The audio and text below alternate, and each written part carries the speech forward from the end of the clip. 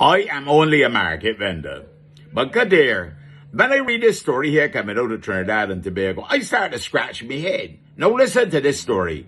Police in the North Central Division are investigating a robbery at a funeral home in Tacarika early on Wednesday morning last week. They said a security guard was at the funeral home, and around 3:45 a.m. he was approached by three men wearing ski masks who shone a light in his face and ordered him to lie down on the floor. The burglars tied the guard's hand and feet with shoelaces and ransacked the building. So they didn't come with rope nor nothing to figure shoelaces would do. But can you imagine use a security guard at a funeral home? I didn't know you had to have, in Trinidad and Tobago, you had to have security guards at the funeral home. Well, I would have thought nobody got teeth from the dead people, but anyhow, apparently I was wrong.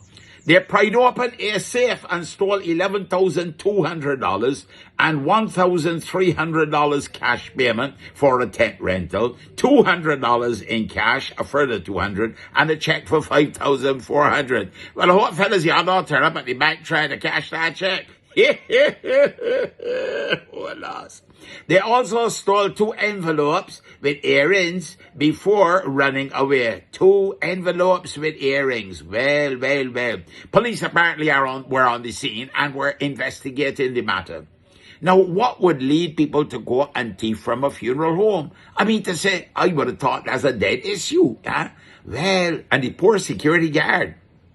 You imagine 3:45 in the morning, you in a funeral home, and you start to hear a rustling, things moving about. Well, but that market will be flying through the door and banging down the road, hollering for murder, last, I'm dead man running behind me. Well, what a thing there. You mean even in the funeral home, the sanctity of the deceased is not being respected? Kadir.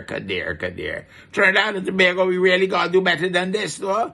But I didn't know that funeral homes used to keep that kind of money inside the funeral home. Hey, look how you put the ideas in people's head. I'm only a market vendor. But I saw, sure when the police arrived, they said, well, this is a very grave matter. We will undertake to carry out an investigation.